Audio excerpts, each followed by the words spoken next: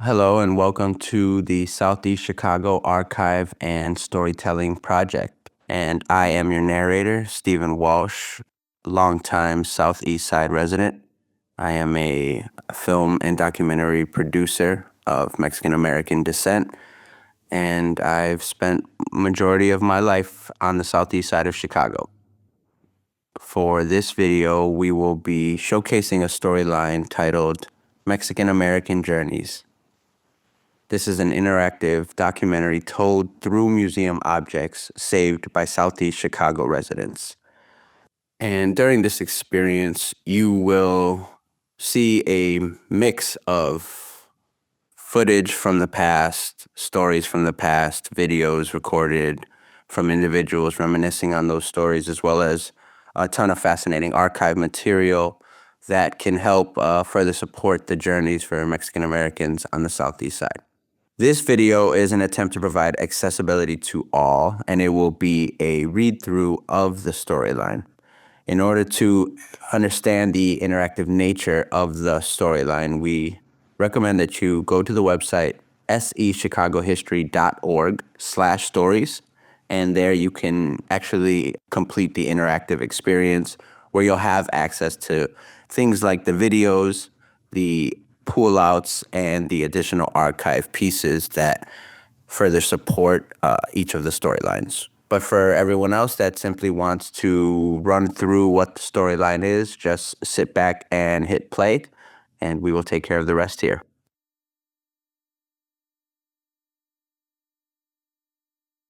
This is a journey through Mexican American history in Southeast Chicago, created from the voices and donated objects of Southeast Chicago residents.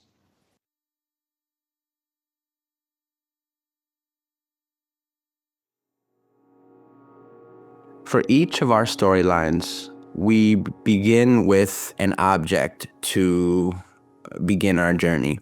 In this storyline, we are beginning with the objects of dog tags from Mexican American individuals that served in the Vietnam War, displayed on this plaque. And once again, if you would like to access more information, there are tabs on the upper left that will allow you to do so. This display was donated to the museum by members of the Mexican American community in Southeast Chicago. It contains replica dog tags of 12 young men who attended Our Lady of Guadalupe Church and who were killed during the Vietnam War. Across the street from the church is a mural and stone memorial dedicated to their memories. A quote from Mary Flores, who's a South Deering resident: "I know what it's like to lose a life and somebody that you loved." And here is a roughly 2-minute video where Mary Flores walks through her family's experience during the Vietnam War, in which she had a brother that served, as well as a brother that served in the Korean War as well. I knew all the young men that passed away at Our Lady of Guadalupe. Even Father Maloney, he says, I've never seen so many of our young men from a parish die. Yeah. But my brother was the first one that was killed, and that's him right there. They all from our neighborhood. They're all from South Chicago. My name is Mary E. Flores, and I've been in Chicago since 1949. When I first came to Chicago, I didn't like it because I'm from Oklahoma, and my father used to be a coal miner, and he lost his job.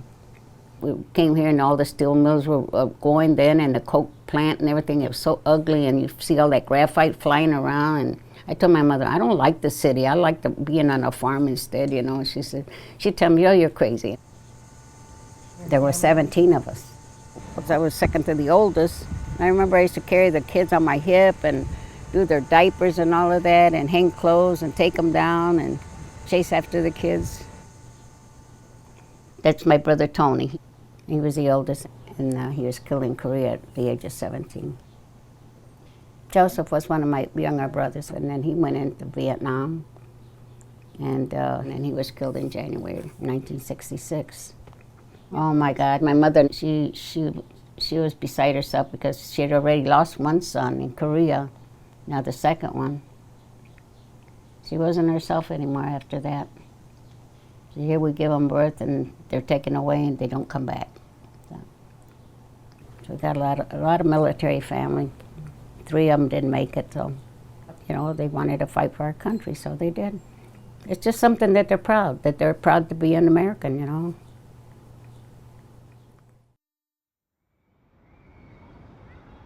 Mary's story is one of many that emerged from the artifacts saved in Southeast Chicago's museum.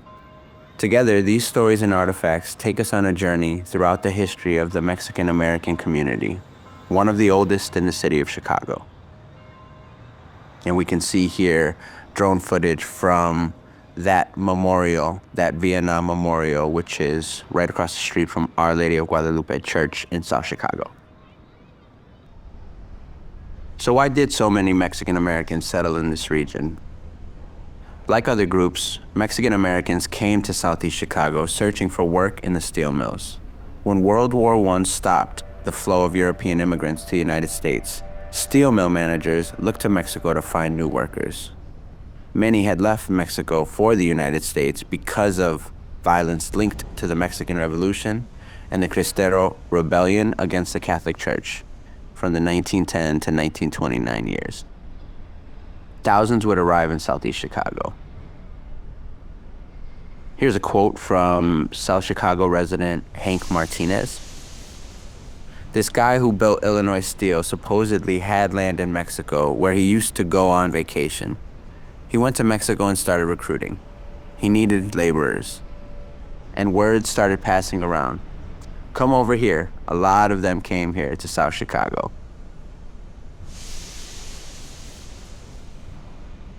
Men often went alone, later joined by their families. They followed the railroads, finding work on farms and in factories across the United States. And here's a quote from South Chicago resident Rodolfo Serna. In South Chicago, because of the steel mills, we were here long before we were in any other parts of the city. The Hispanic populations, of Mexicans particularly, came to this area primarily through the railroads and then stayed because of the steel mills. And I'd like to insert here that my family, who are Mexican descendants from Guadalajara as well as San Antonio, Texas, also shared that journey. My grandfather's father, my great-grandfather, was traveling north to find work during the summer, and he was a cherry picker, and he would work throughout the Midwest during the seasons, and he caught wind that there were job opportunities in South Chicago at the steel mills, so he decided to come here to find work, and once he found work and stabilized, the rest of the family moved from Texas. So that journey is something that is very similar across Mexican-American families, with mine being one example. Another quote from Hank Martinez. After the First World War ended, when they saw us Mexicans working at the plant, they were out to get us. They used to put us on a barge, and they took us into the back of the plant. And if you click this video, you can learn about more from Hank Martinez as he gives oral history on the history of Mexican Americans in this plant. And I asked Dan Navarro, I said, Dan, how was it in work? He said, when we worked in the steel mills, and it was during the First World War, and after the First World War, I think, we were treated pretty good. We were able to go in and out of the plant. He said, after the First World War ended, believe me, when they saw us Mexicanos working the plant, they were out to get us. All these soldier boys coming back, and they actually stopped them from going into the plant. I said, well, you had to work. How did you get into the plant? He said, I'll tell you. What the company did, they told us to go over to Kennebec Park. They used to put us on a barge. On the barge, they took us into the back of the plant. I said, well, we couldn't go out the front, and the barge was gone. They said, what if you want to go home? We didn't go home. We stood the plant night, he tell you get out, and he tell you to go out. Huh? That's how forced labor, to say, how they kept you.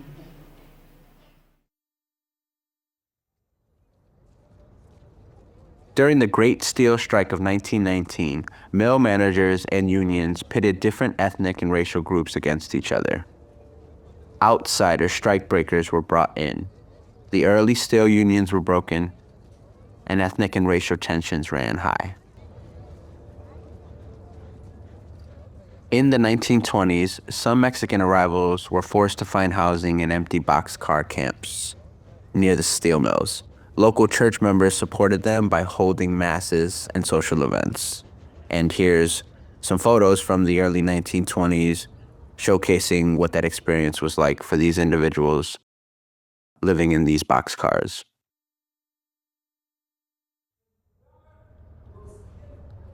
The only option they had as far as any freedom or any good time is what they had in their own houses or in the church.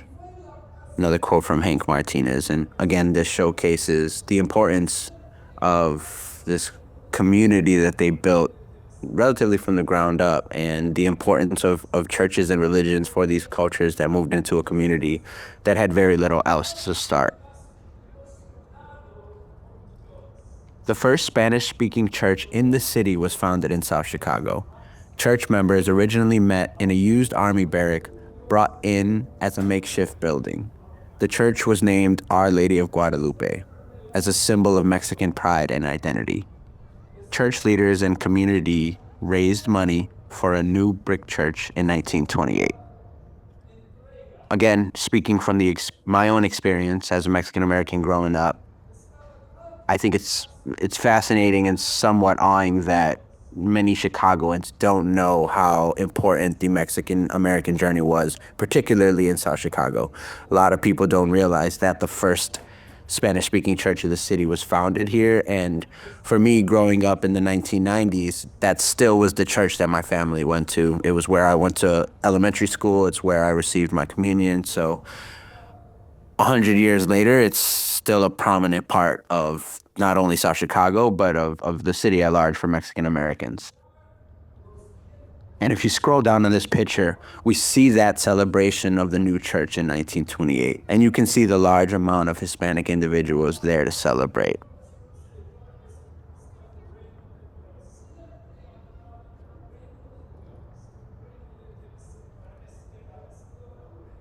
And this building is still a very major element of the Mexican American culture in South Chicago.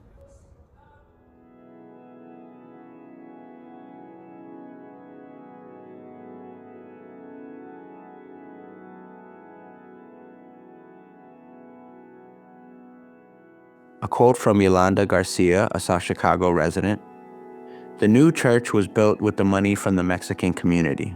Every brick was contributed by Mexicans in the area. My grandmother bought a brick, and she paid a donation to have her name put on the gold crown over the Virgin's picture. She was very proud of the fact that her name is engraved there. Cesaria Adeyamo."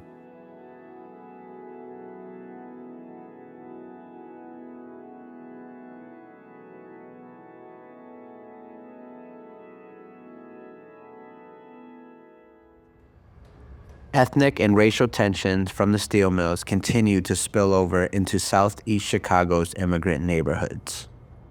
A quote from Sylvia Garza, a South Chicago resident: "From what my mother says, it was very hard. My sisters couldn't play. The grown-ups would come out and throw a bucket of water on her. My brother, when he went to school, he was always constantly threatened. They would try to beat him up all the time just because he was Mexican." From Olga Martinez, a South Deering resident: "We couldn't cross the street. They'd say no Mexicans crossing the street." And this next video was an oral history from the 1980s of the 5 Martinez sisters speaking on their experiences growing up as Mexican Americans on the Southeast side. Was there any relationship between the Mexican American community and the other groups? We ran all the way. We ran all the way. Chasing us all the time. So there was a little We couldn't cross Little the friction. street. If they were there, we couldn't cross the street. They'd say, no Mexicans crossing the street. And so we'd go around the other way or go through the alley. And my brother, we only have one brother, and that poor guy was always using the alleys. He'd run up and down the alley because they'd always chase him. And he was mad because we were all girls and we couldn't protect him. Everybody else had brothers. He had all sisters. So the poor guy was really constantly running up and down alleys trying to escape. So they did. There was all Good kind of... football player later on, though.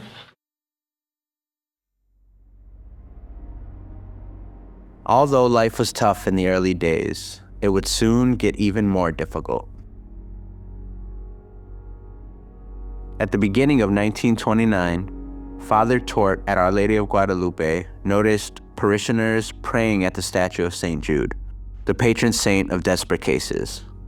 The forgotten apostle was receiving attention because the steel mills had started laying off workers. As a result, the church established a national shrine to St. Jude. On October 28th, the first night set aside to honor St. Jude, there was an overflow crowd. The next day, the stock market crashed and the Great Depression began. This national shrine to St. Jude is actually the only national shrine that we have in the Southeast Chicago community. So that also goes to show the importance that it's had throughout the decades for Mexican Americans and for South Chicago at large. And here we see a pamphlet from a service held at St. Jude on behalf of the unemployed individuals during the Great Depression.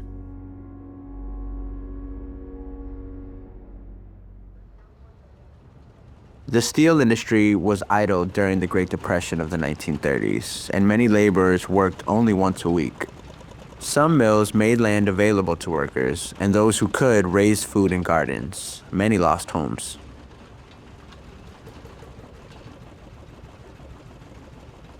As unemployment spread, ethnic discrimination grew worse. A national repatriation movement encouraged immigrants to return to Mexico. Another quote from Olga Martinez, South Deering resident. My dad always questioned, why were we asked to go back to our country? Why nobody else? And from here we see another clip from that interview of the Martinez sisters speaking on their experiences as Mexican Americans in the community.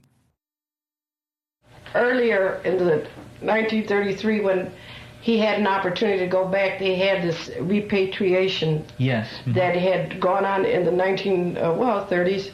His brother and him were offered, they were told that if they went back, they'd move furniture and all. And my father said, well, that's foolish, Mexico. Go back to Mexico. To go back to Mexico and to, because there was too many people here that were on the welfare rolls. He had never been on the welfare rolls because he refused to go on. And he was working one day a week, and his brother chose to send his family, and the family just broke up completely. It was worse in Mexico than it was here. But my dad always questioned, why were we asked to go back to our country? I mean, he saw the Serbians and Croatians. Nobody else was Nobody asked to go else back. was asked to go back except the Mexicans. But this was it a forced repatriation? No, it wasn't a forced, but they would ride up and down in trucks. They had trucks that would go up and down the streets and offering people to take them back. Who paid for these trucks, or how did they got there? I never knew. The Depression didn't fully end until World War II. The steel mills were key to wartime production and kicked into high gear. When men started leaving for military service, mill managers again looked for new workers.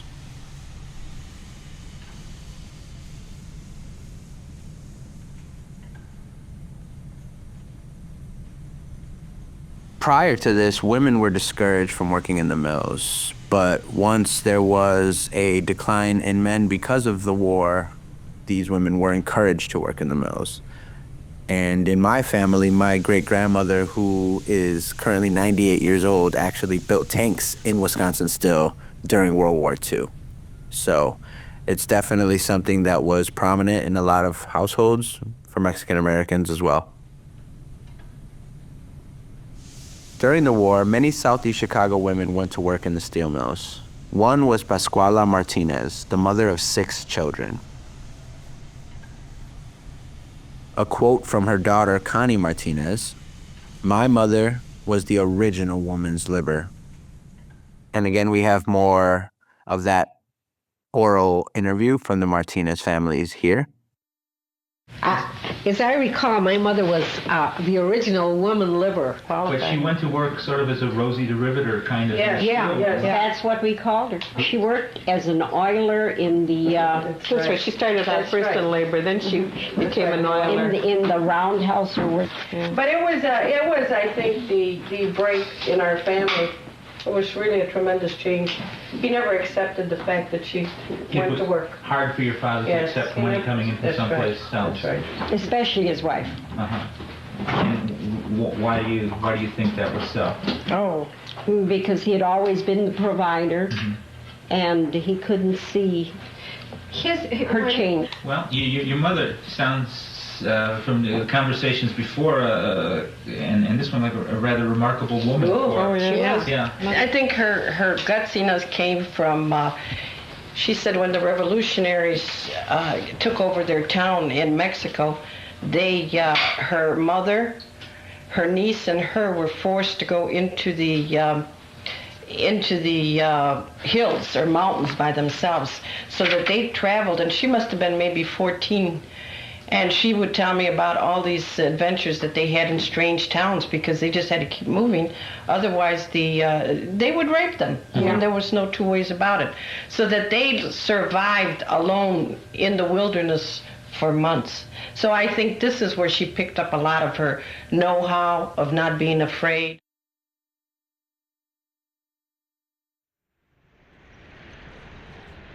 So after World War II, from the 1940s and 50s, unions helped keep wages strong and work stable.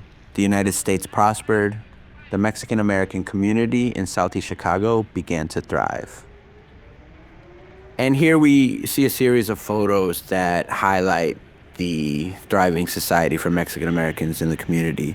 Things like businesses opening up, such as tortilla factories, to showcasing Mexican-Americans experiencing nightlife at pool halls, activities like movie theaters, which were showcasing Latino actors and Latino filmmakers, as well as street vendors and events happening all throughout Southeast Chicago. And to further highlight the thriving culture of Mexican Americans during this time, we have an audio interview from a Rodolfo Serna, where he talks about a local establishment called Bardelli's, where Mexican Americans would come and congregate and socialize, saying, quote, "In the morning, he knew we were gonna come, and he made this big pot of hot chocolate." Our Lady of Guadalupe Church in South Chicago was a church for the Mexicans.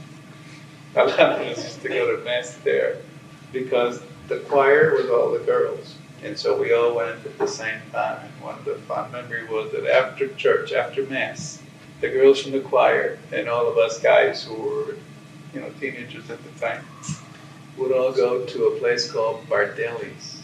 It was a little store in the neighborhood, about a block away from Our Lady of Guadalupe, on 92nd and Brandon, right on the corner. And a guy that was real nice. And what he did is every Sunday, because he knew he was going to get 20 of us, but 10 girls and 10 guys, and a few were absent. Usually about 2 dozen of us would pile into that place. And it was like a little drugstore, that sort of place. But at the back, they had tables and chairs where they served ice cream and sodas and stuff like that. But in the mornings, he knew we were going to come. And he'd make this big pot of hot chocolate. And we'd go to a bakery. There was a bakery across the church. It was called the Phoenix.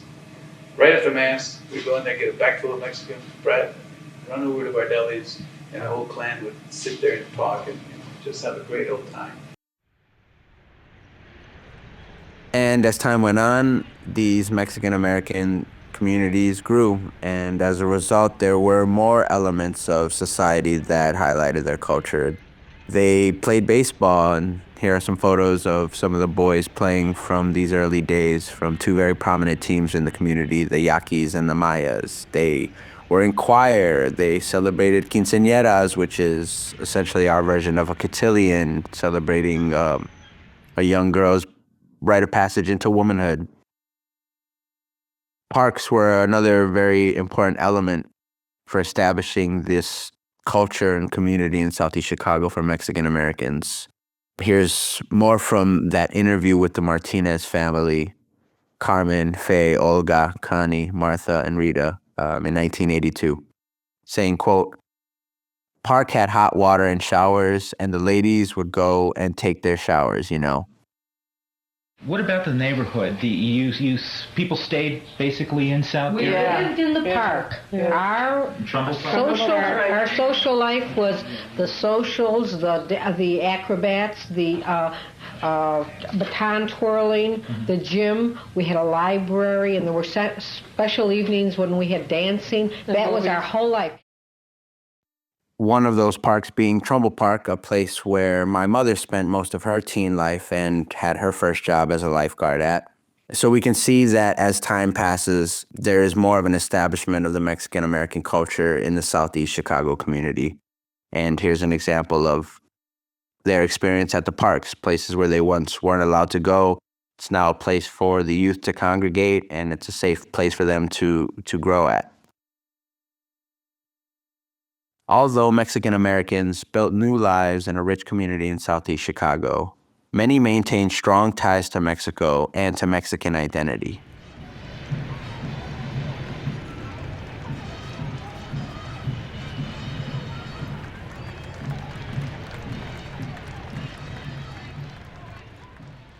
Economic opportunities for Mexican Americans expanded.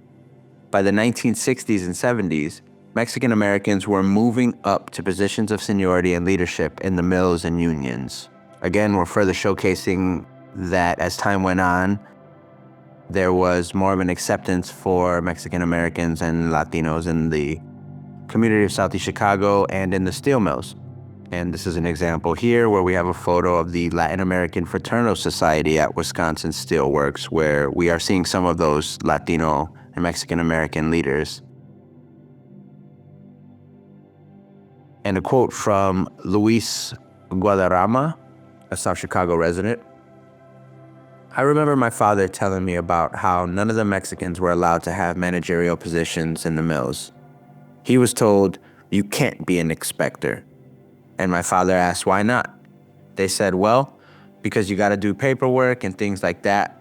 My father says, 'I have a pencil and can write just as well, if not better than you can.' And so eventually my father became one of the first inspectors."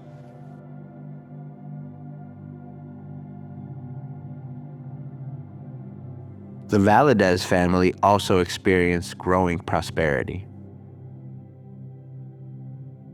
All 6 brothers would eventually work at U.S. Steel Southworks, located a few blocks away from where they grew up. By 1956, the 5 oldest brothers were working at Southworks alongside their father. All the brothers became skilled craftsmen in the mills. One was a foreman, another a union official.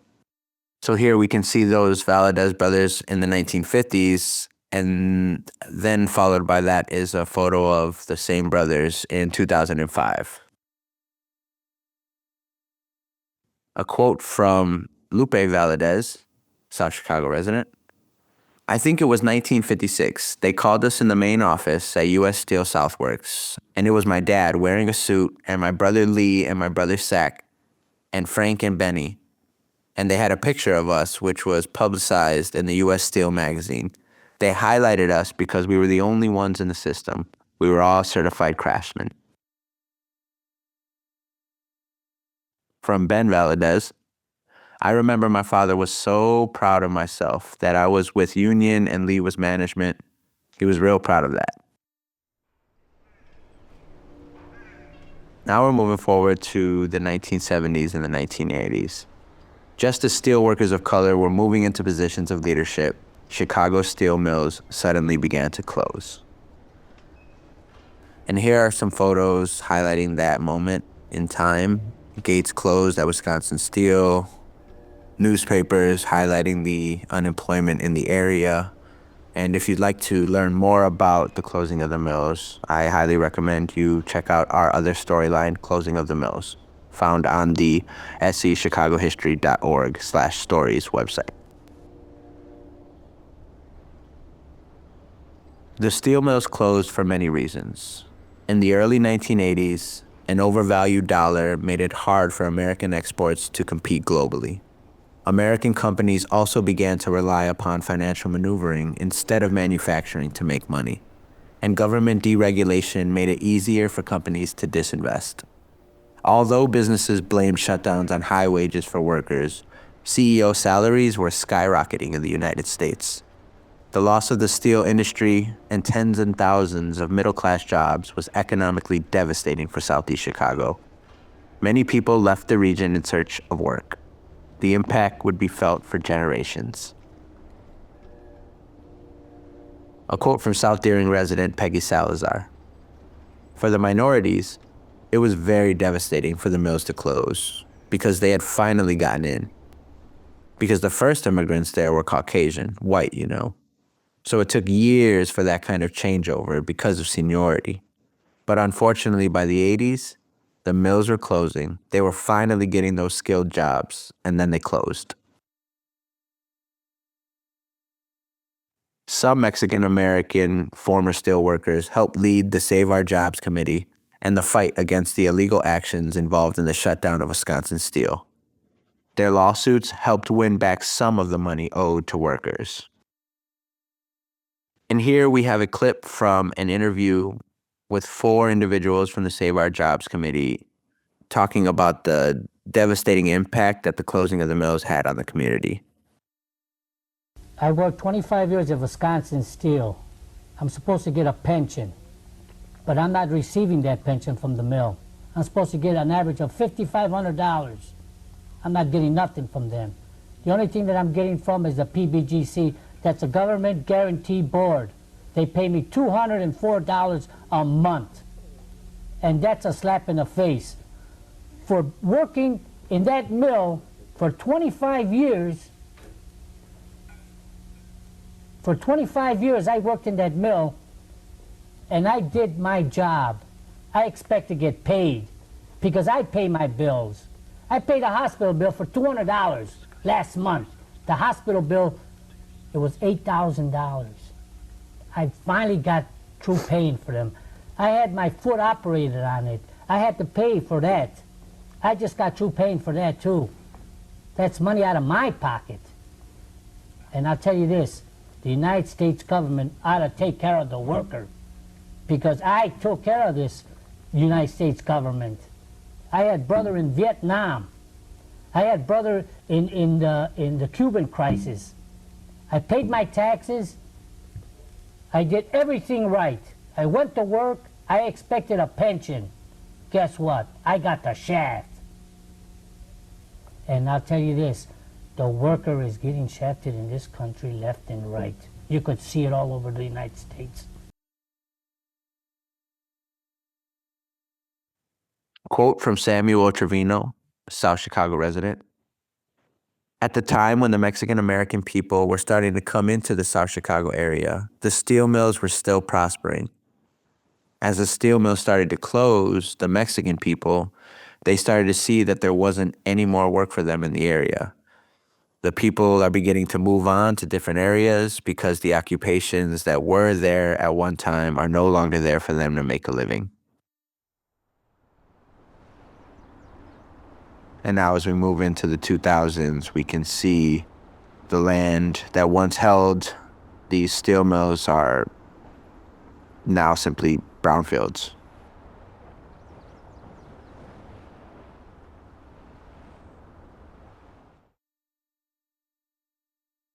Mexican-American residents of Southeast Chicago have a rich history to remember. In 2018, a Day of the Dead event honored forebears who had worked in the steel mills, even as others honored those who sacrificed their lives in the military. And here we see a Day of the Dead ofrenda at the ruins of the ore walls at the U.S. Steel Southworks site.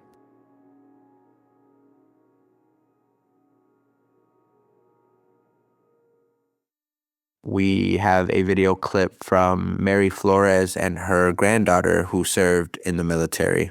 speaking on their experiences in the Southeast Chicago community. And here's a quote taken from that video from Mary Flores. "It makes me feel like I'm a very strong American woman."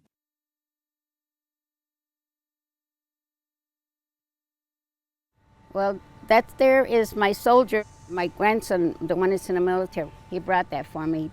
He surprised me. He said, "Grandma," he said, "I'm gonna bring you a statue of a soldier carrying his buddy that was killed in the war." I'm a very proud person of everything that's happened, and that I take a lot of pride that, that my brother served and sacrificed. It makes me feel like I'm a very strong American woman. Yeah, I had an Italian woman that lived there, and she told me, "Why don't you go back where you belong?" And I told her, "Look," I said, "I had my two brothers and a cousin that died in the war to keep our country safe, and you're going to tell me to go back where I came from? I know what it's like to lose a life and somebody that you loved." Yes, and all the other boys that sacrificed the same thing. I know what their family's going through. Hardly anybody goes anymore to the monument. We always take flowers for whoever doesn't show up or when they mention their names. I know I'm always there. As long as I've got life in my body, I'll be there.